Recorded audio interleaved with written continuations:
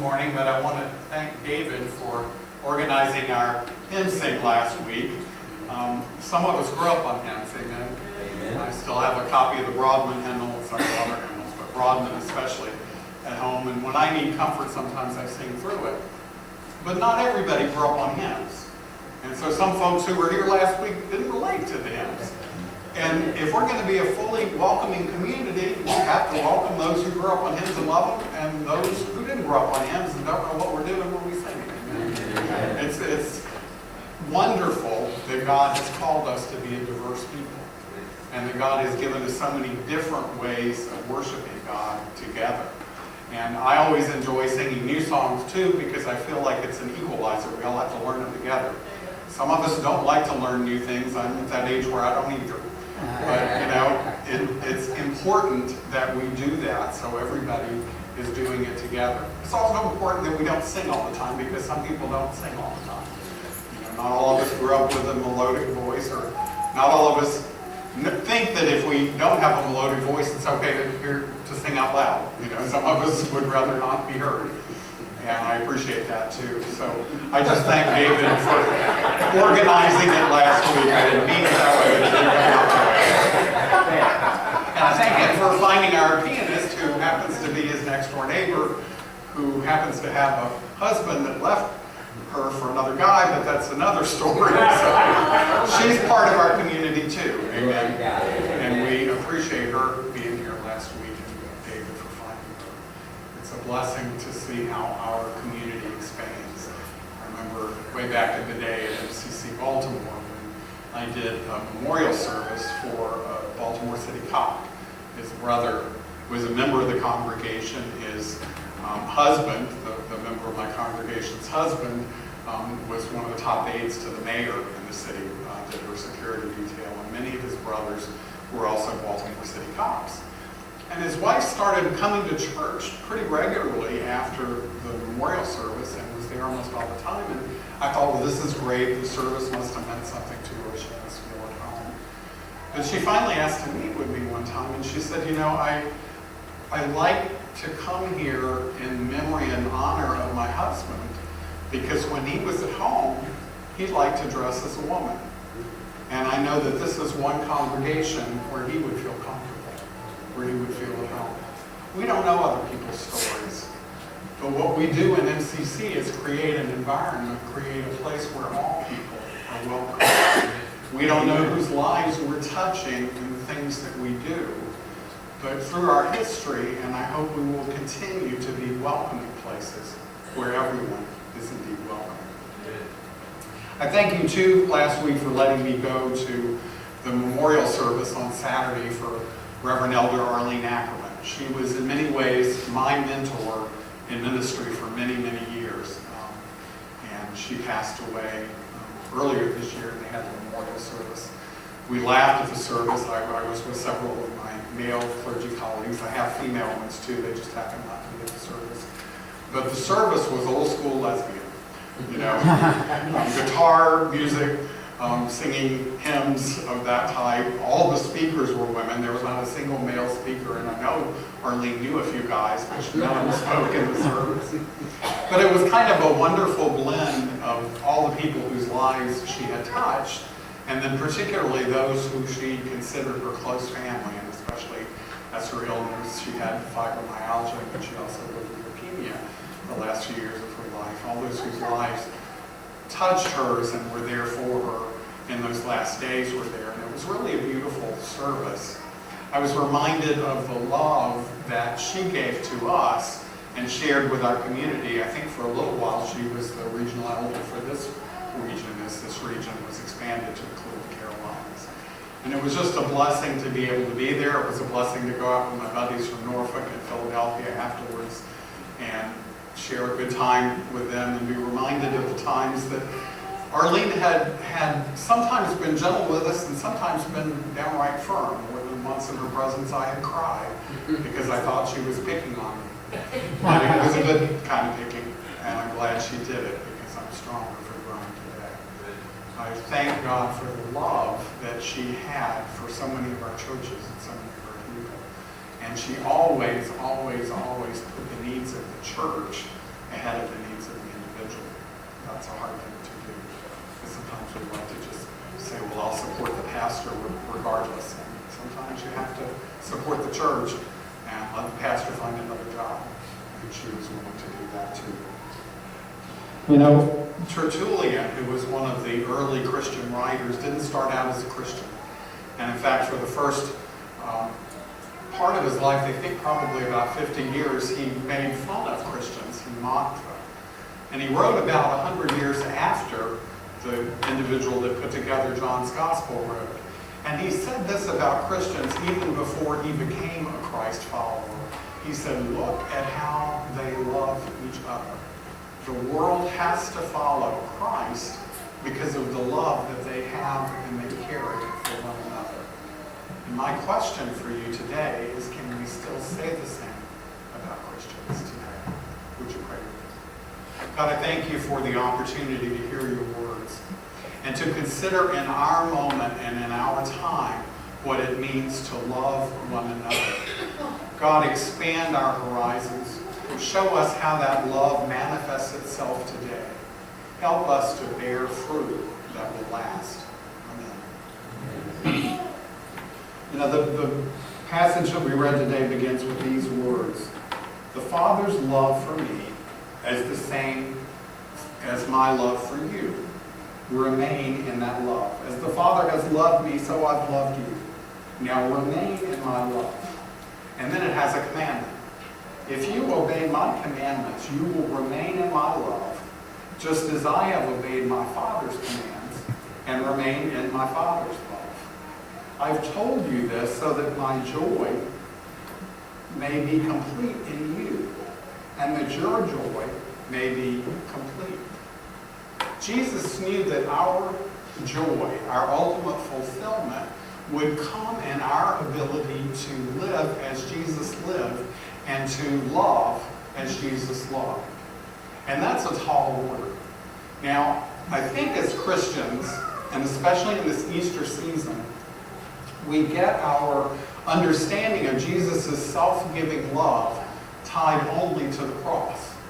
We think about self-giving love in the most dramatic of ways, and that it means being willing to die on a cross for others.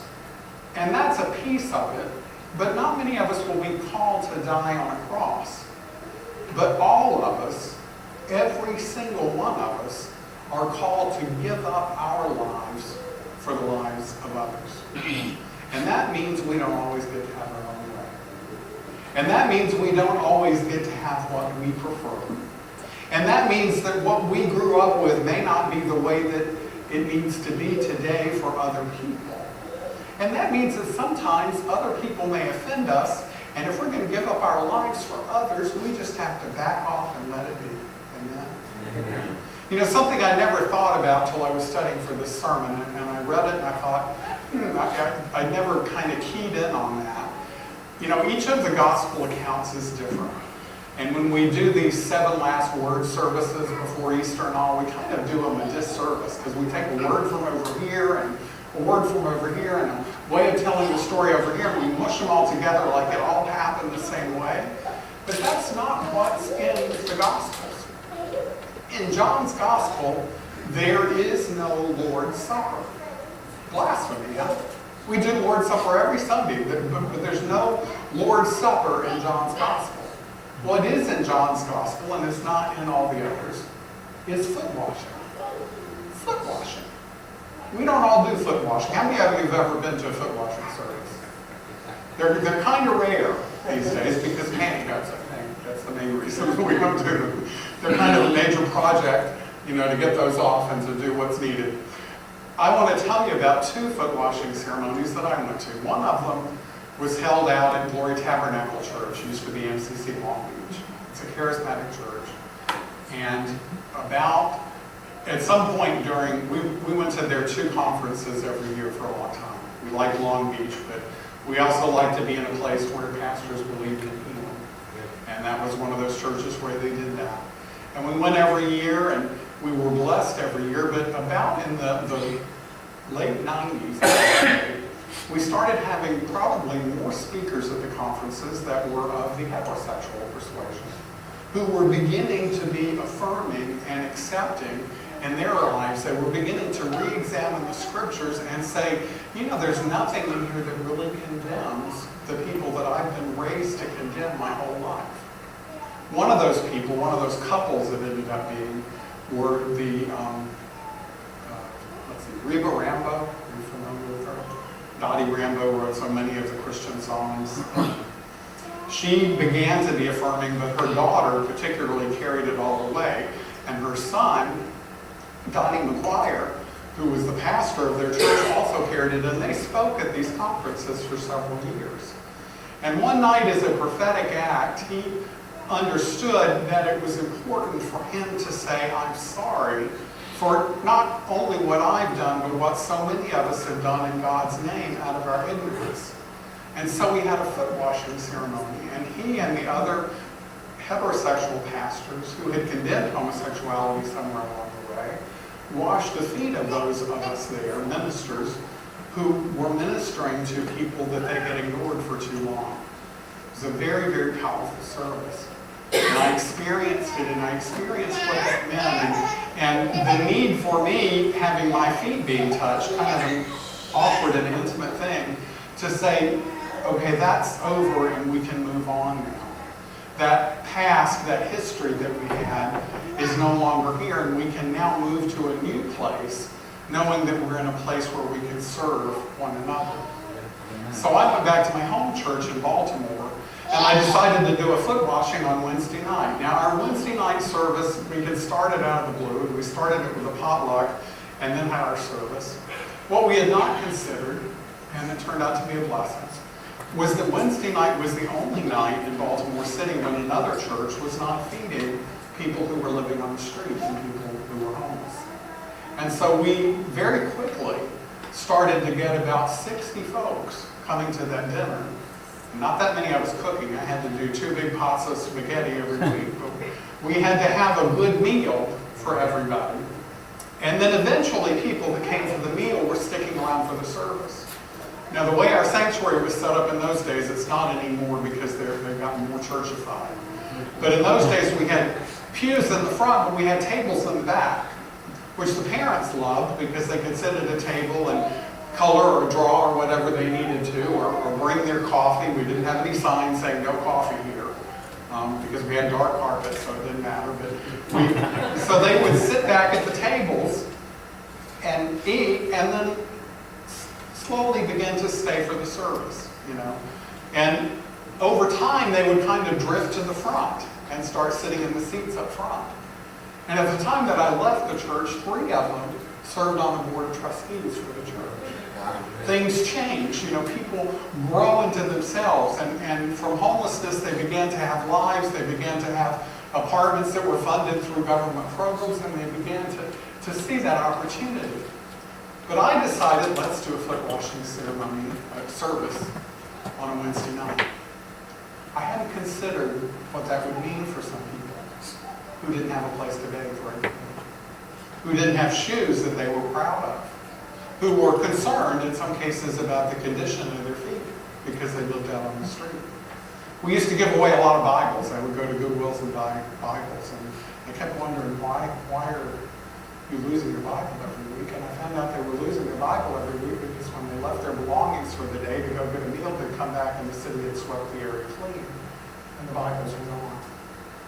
We used to lose all our trash bags at the church, and we kept going, why are we losing all the trash bags? A good cleaning company always puts 2 trash bags in the bottom of the trash can and 1 in it. All 3 would disappear. We wouldn't know why. It was because they were becoming luggage.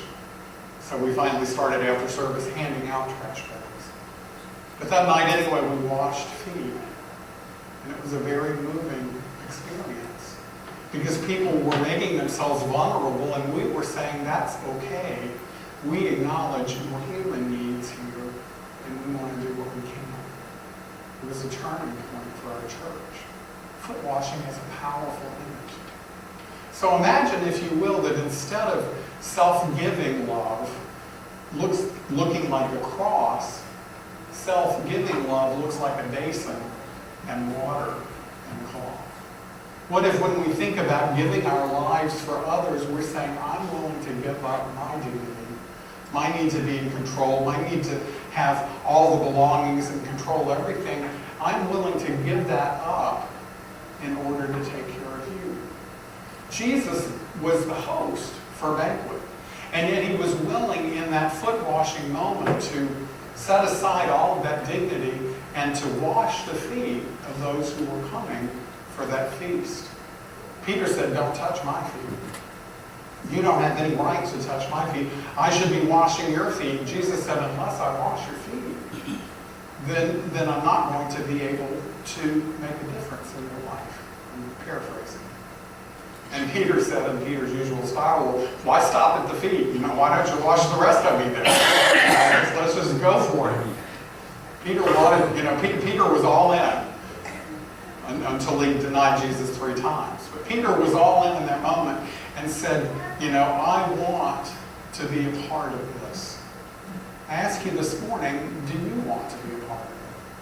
Are you willing to be a part of a self-giving faith that doesn't look like for something dramatic like a cross, but looks for something as simple as washing someone's feet? I think we do. I think there's a glimmer of hope. Already I'm seeing pasta in the basket back there for the food bank. But we don't get enough food for the food bank.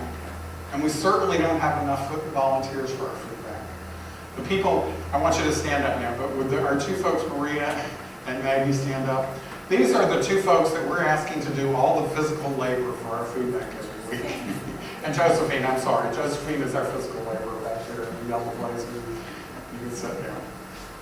We need a few folks with some good backs to help them out. We need to figure out how it is that we help one another out. But the food bank is our major outreach right now. And we need to find ways to make that work even better. Because as far as I know, we're the main food bank for this Dorchester Road corridor. And that's why we're serving 300 and something people. We need that opportunity to do that. And it's a start for what God is calling us to be about.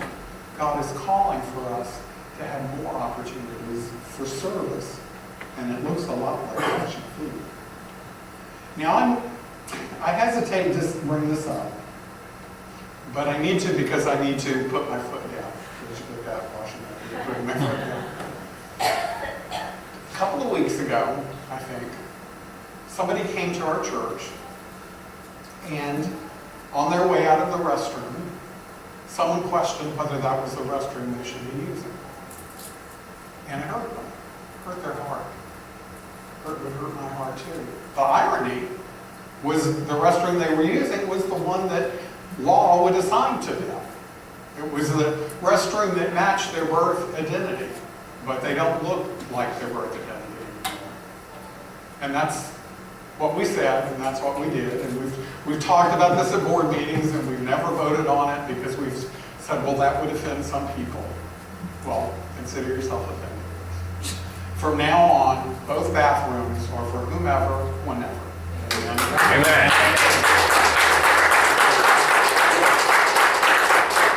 For those of you who need a lock on the door and privacy and don't want anybody else to show up, you know where the other 2 restrooms are that are single service.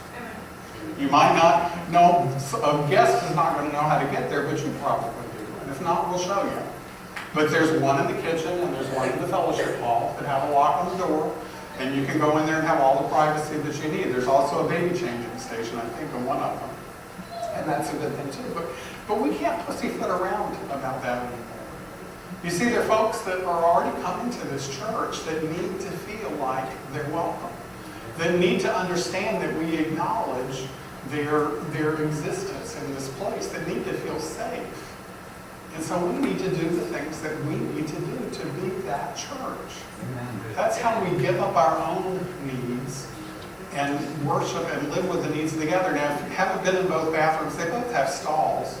They don't go all the way to the floor, but you really have to be nosy to know what's next door to you.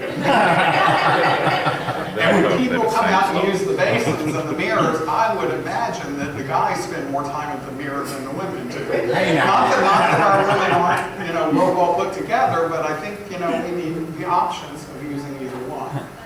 And that's good news for women because the lines get shorter, So that's going to be the new way it is. this. When you come in next Sunday, there will be a sign on the doors just saying whichever. And that will send a signal, I hope, that says this is an affirming place. It's only a start. We also kind of need to watch our side talk, because there's nowhere in that back area that you can't hear what's being said. You know, somebody's saying something over at the table, you can hear it at the other end of the room. Pretty much the same here. But we need to be careful about the things we say. If we love the others around us, if we're going to illustrate love one another, then there are things that shouldn't be being said in this building. If you don't understand it, I'm sorry. You know, ask. We'll maybe do some lessons on understanding.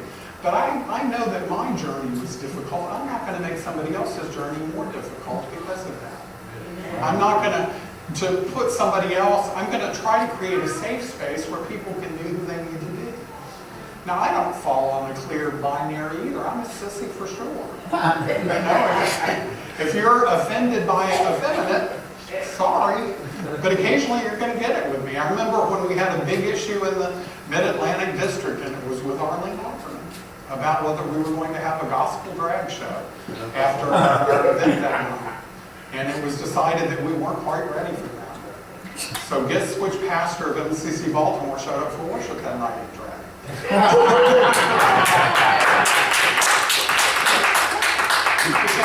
don't think there's any shame in wearing a dress. And I don't think that that makes me any less or more than anything else. And I needed for us to understand it. And anyway, I wasn't going to be questioned by a woman who always wore men's clothing. That's just not, you know, where do we go with that? And that's not the point, except that it is in terms of giving up ourselves, our needs, our aspirations in order to be the love of Christ. God loved Jesus. Jesus loved us. Jesus said he chose us so that we might bear fruit, and fruit that will last. You know, there are not a lot of well-put-together, well-dressed young gay men needing a place to worship in Charleston right now. There are lots of them available. But there are a lot of people that don't fit in downtown who need places that they can worship. There are a lot of people that are living in Somerville and Walterboro and areas out this way that don't even know that a community exists, other than the occasional 3 lesbians they saw at Walmart this week. I did. I swung them. And I got out in the truck, I had one of those little blue things with the 2 yellow bars, so I was sure. You know. Not that I wasn't sure by their haircuts. But we're everywhere. And we need to be a church that's open. Now, I've left some people out. And those are the heterosexual saints among us. Yes. And the bisexual saints among us. Because we need to be sure that in our inclusion we don't exclude anybody. Because particularly the people that have chosen to be a part of us are the ones that we particularly need to be embracing. And that means we don't need to hit on them. Amen? And that means we don't need to be, well, I wonder why they're here. What's their real agenda? Because they have none, except that they found a place that they can worship God. And we need to be a place that's fully embracing.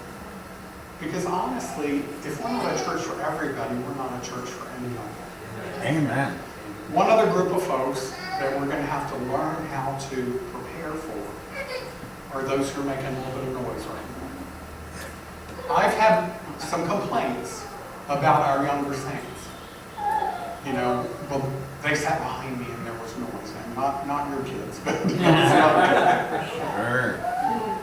Children are supposed to make noise in church. Amen. Amen. If they don't, you need to poke them to be sure they're still When did you stop going to church? Most of us stopped going as soon as we found out we didn't have to, that they couldn't make us go. And one of the reasons that we did is we didn't want to go sit still for an hour and a half, you know, or however long it is. I grew up with 40-minute sermons. That's a long time to sit still for a kid. We need to be a noise-friendly place. If you don't like noise, you know, I'm sorry, but we're a church that needs to create space. We also need to create activities that are meaningful. That's the next part of the task of the job. And we need to do it in such a way that we can assure safety so that we don't have just one adult with the children at any one time, just so that children can be children but have the protection that they need. But we need a church that embraces all people if we're going to embrace everything. So I'm putting up a big task for you today. But Jesus gave us that task. Jesus said, give up your life for me. And I just want to paint a picture for you that's as big as Jesus' command. That when Jesus said, love one another, he didn't just mean go to the cross. He meant live your life in such a way that you can bear fruit for others. Amen? Amen.